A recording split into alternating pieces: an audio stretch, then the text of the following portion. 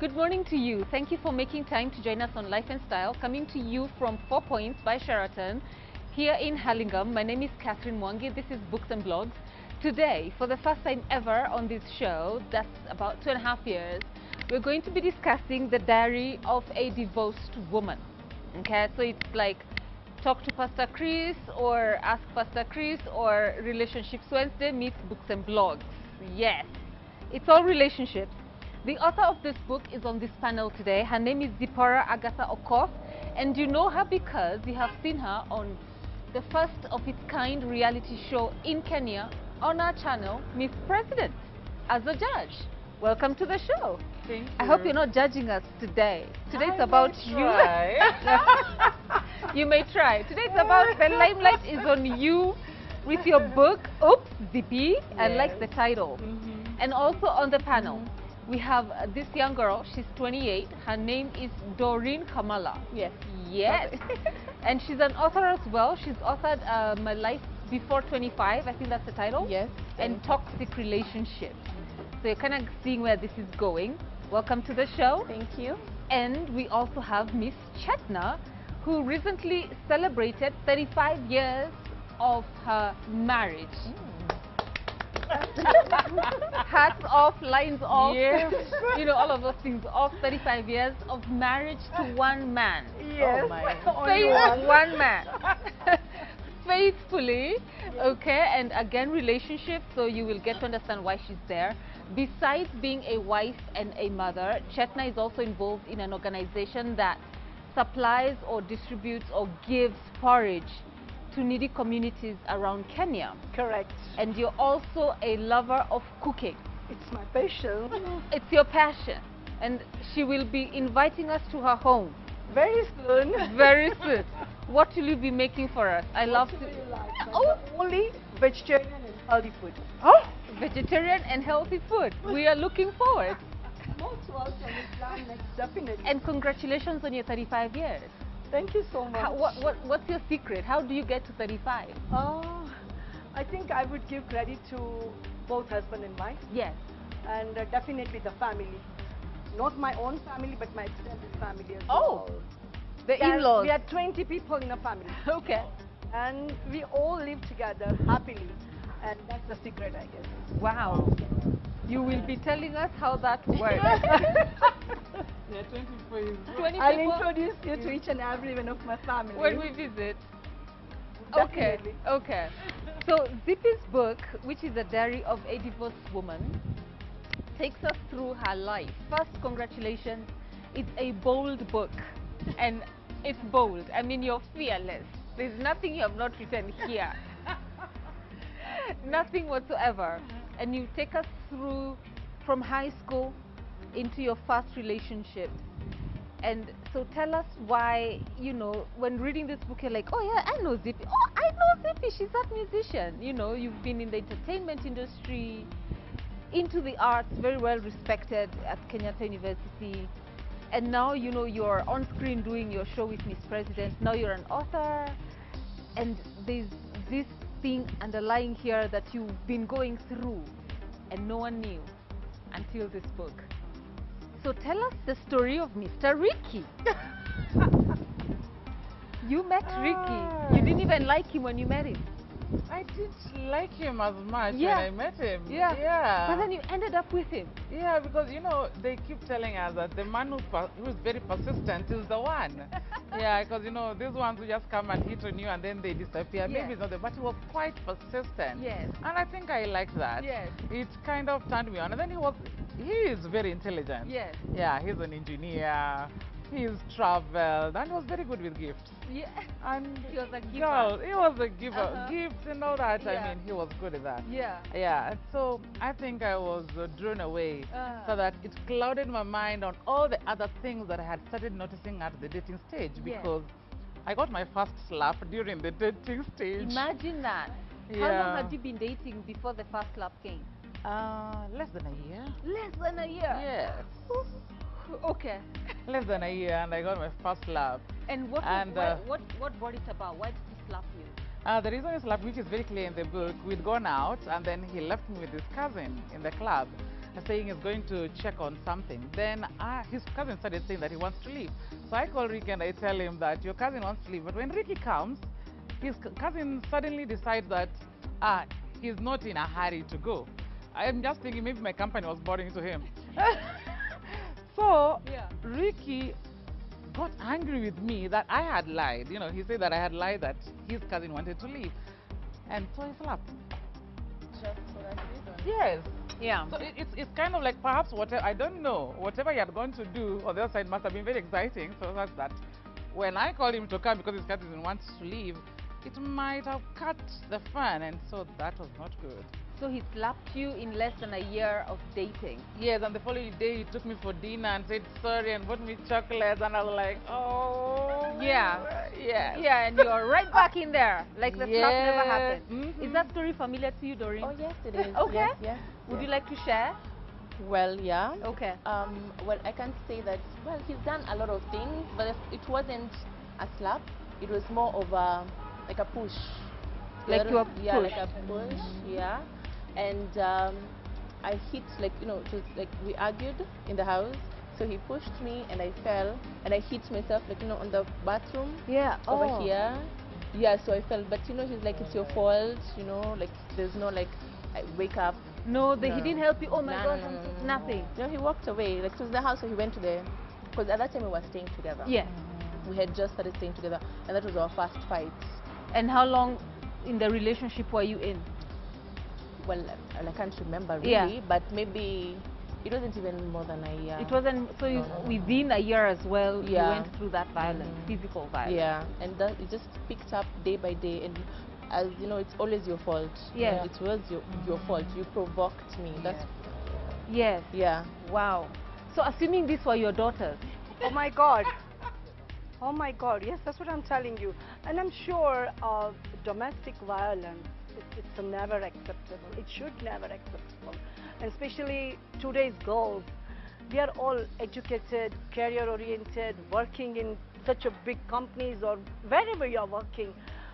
I mean, look at her. She's so pretty, so beautiful. Look at her. She's so energetic, so fearless. And why would you suffer from this? You should never, definitely. Even my daughters, I've got two daughters. One is 33 years old and another one is 30 years. The elder one is happily married, going to be a mother soon. So I'm going to be a grandmother soon. And both of them are in medical professions and working so nicely, independent on their own. But yes, this is never acceptable. Yeah. Well, that was just a slap. You haven't had anything else that happened in this book. That was nothing. That slap was nothing. But after being given the gift, you were swooned back in. You're like, okay, it's fine, I understand. How old were you, by the way, at that time? Were you below 30? Of course. You were under 30? We were under 30. The first, when I met Ricky when, in 2006, I was 23. Yes. Yeah, we got married in 2008. I was 25 then. Yes. And everything happened, and by the time I was 30, I left. Yes. I tell people, get married early so that in case of anything, you can leave when you're still young enough. Oh my goodness, Zippy, the accounts in this book happened before you got to 30? Yeah. Oh my God. It didn't even hit me. You don't say that here. I don't think you say it. I say it. I was 25. What? Yeah. Hey. So I actually left at 30. Yeah. Yeah. Okay. So one slap birthed a second slap. Yeah, then we got married in Yes. 2008 at Yeah. Sharia House and all. And then we started living together. And then the emotional abuse started, and besides the physical abuse, because we really struggled to have a baby. Yes. Yeah, so we struggled to have a baby, and later on we discovered I had blocked fallopian tubes. And in this struggle for a baby, I was told everything any woman in this time and age can be told. You know, they're like, oh, you'd aborted, that's why your womb is broken, you know, all that kind of stuff. And I couldn't understand. So I called my mom with all this because I was like, how am I being told all this? So when I told my mom, she took me to a doctor. Dr. Joangu did for me surgery because in Nairobi it was quite expensive, Yes. so I did that in Homa Bay. And then we came back. Now after the baby, I thought the baby would now make this marriage Bring you better. together. Better, correct. But now the coming of the baby made things harder. Because now here I had a baby, and I think he also still wanted to have his fun. And I also wanted to have fun. Yes.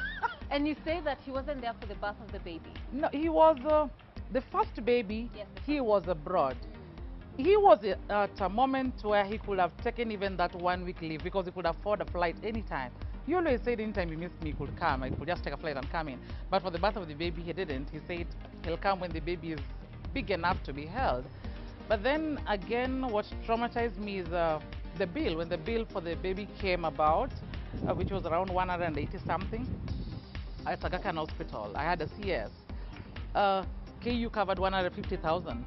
The guy, when I told him to top up the rest, he said I had gotten a private doctor, and so that is what was making my bill to shoot, and I could have gotten a resident doctor, it could have been less. He complained and complained, and I gave my brother my ATM card to go and withdraw the cash.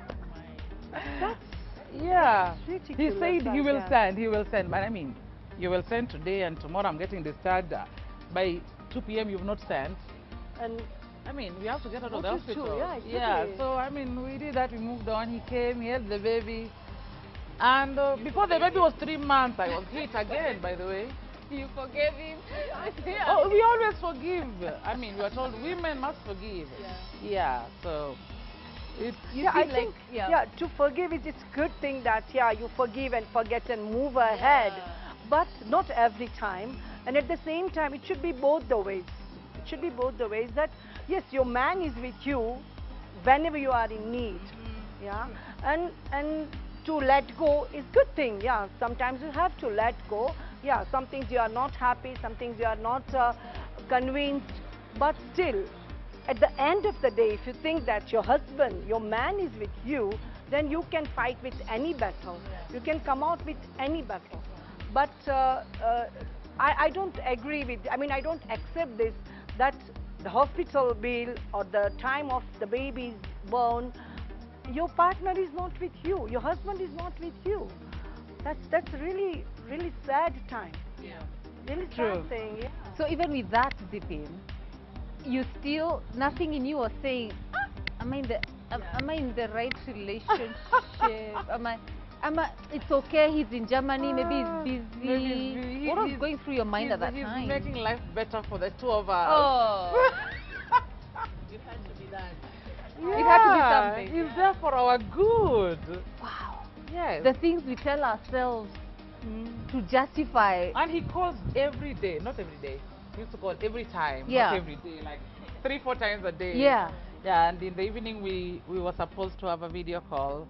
Meaning if I'm not at home for the video call, it's a problem. I think by that time our phones were not good enough. So the Skype had to be done on the computer. So you need to be at home to have the video call.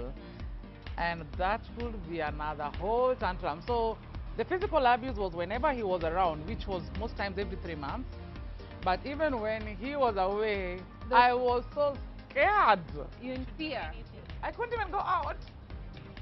He is a musician and let me say, a former musician and an actress, because he told me I had to stop singing because it's making men hug me and all that. I was in the spotlight of Kenya music. Same album where Sauti Sol and all are in. And so I had to stop. Well, I can say it. I understand, because true, you were married, but for me, dating, I was working in a hotel at that time. And the fact that you were staying with him, and he was staying at home but with his parents, so he would tell me that you're not supposed to be working in a hotel, a lady is not supposed to be working at night. So a mother would always defend the son. So it's like, just quit the job and then I'll hold you down. We're staying together right now, we're not married, we're dating, but here I am saying, okay, fine, I will accept that. So I stopped working my job. No, you stopped. You believed that he would take care of the both of you. Well, it wasn't even just that. He just the words, a lady who works at night, and the mom was supporting. The mom was like, you can't be working late at night because the night shift. You're not supposed to be working late at night because that means who is calling you? Who is you know, you're going to take people's numbers, men's, you know how a hotel is, Yes. you know, and at the reception, you Yes. know how it, you know, Yes, it can get. yes. You get to meet different people every day. So I was like, okay, fine. So I just went and resigned. And then I started working because he had a family, it was more of a family business. So I had to go and I started working with him in the, In their business. yeah. So you left your career path Yes, I did. onto something to make him happy. Yeah. But it didn't make him happy. It did not make him happy. Yeah, we're still having our little issues. You Yeah. know? Yeah. Uh-huh. And you know, I can't meet my, like if I want to meet my friends, they have to come to the house or we have to be together. Yes. You know, I can't just go, I can't just go and be with my friends on my own. He had to be there or I had to wait for him. I can't leave work, like if I leave work, he'll call the maid, like, Yeah. oh, yeah, is she at home? Like it was that. And we are dating. So I think it's I will say it's trust and respect. Those are two important factors of your happy marriage life. If those two are not there, there is no matter of love, no matter of any physical relationship, no matter of any happiness. I think trust and respect. That person should have a very good trust in you that even if you are working late night or late evenings or place like hotel or something, but if he had a full trust in you and full respect for you, whatever you are doing for your career, you are doing for your day-to-day living, Yeah, and and for for your your own family. happiness. Yes. Yes. Then there should not be this issue. And I would say in our community, especially in Gujarati family, when we have a joint family, yeah, we don't go out to work, but at the same time, we have all the liberty and all the independence to be happy, to do something for your own self. And the same thing I've taught to my daughters. Yeah, be independent, be career oriented, be strong, and stand up for yourself. And that's very important. Yeah, Dorine. Do you wish you met Understand. Chetna? Oh. I wish. That season of your life? I think we should have people like Chetna talking to people in campus because that's the time relationships start. Because by the time you leave this campus and college, you go out there and you know the society expects after college it's marriage, after marriage it's children, children happily ever after. And so that making choices and knowing your self-worth, I think we need this kind of talks, in school, yes. So, Zippy. Oops, Zippy. Oops. Oops. There's one here I cringed, eh? He hit you. You are carrying your child. You dropped him. Yes. He hit you when carrying your child. Yeah. And the impact must have been so great because the child just you Yes. dropped the child. What he was he not seeing the child in your hands by the time he's deciding to hit you? I don't know. You know, Ricky always kept saying, Wait, but is Ricky his real name? no, it's a pseudo. Okay. But it's very close. We were gonna look for this Ricky. Very close. It's like, very. it's very. Okay. It's actually a dictionary pseudo for his name. We will find it. You will we find will it. find it. Okay. Yeah. So how does a man, he can see holding his baby and he just continues to batter you? I don't know what used to happen because sometimes you could say, oh, it's the devil that got over him, or he's sorry, he doesn't know what got over him. But then also, I also used to give the excuse of, oh, he's in the military, they go through a lot of depression there, maybe he's just stressed. Wait, I haven't read the book. What does she mean? Yes, military? maybe he's just stressed because a lot of times we are told military men are violent by nature. Actually, when sometimes I tell my story and they say, oh, was he in the military? And they say like, yeah. Wow. They are like that, you're not alone. So it's a very common thing, I think, with military men. Maybe in Kenya. Maybe in Kenya. Maybe in Kenya. I actually at some point thought we should have drama therapy at the military center. Because it's not just my story. A lot of military wives in Kenya are going through this. No. Yes, yes. A lot of military wives, and they will not say it because Of course. these are majors and generals and they have titles and all, and they have money. So most of the people are told to leave their jobs because you're now a military wife and you start a family business. Luckily for me, I got a job, teaching job at Kenyatta University, which after my first child, he told me to quit. so that I can do the 6-month breastfeeding for the baby. And I said, my job, I don't need to be at work morning to evening. I need to go for classes. Just classes. Yes, and then I come back. So at least I thank God for that. I didn't quit. Wow. Yes. Wow. So thank God for that. Yes. Mercy. So when he hit the baby, I mean, the house help came and took the baby. The house help stopped trying to tell him, stop doing that. But I mean, he couldn't stop, or he didn't want to stop. So he hit me. I slept in the living room. Yes, and the following day I went to the hospital. And even at that point where your baby was injured or hurt, it was still, I'm staying here, I'm fighting for my marriage. That was the one holiday I can't forget, because that is the one time that he used to come back at home at 4 a.m. in the morning, and he could leave at 11 or noon. Yeah, 11 the or baby noon. is young, so you can't actually... Below 3 months, Yeah. actually. So you're not in a position to move away from home No. or plan anything? No. I had a baby in June. He came in July and stayed until September. Yes.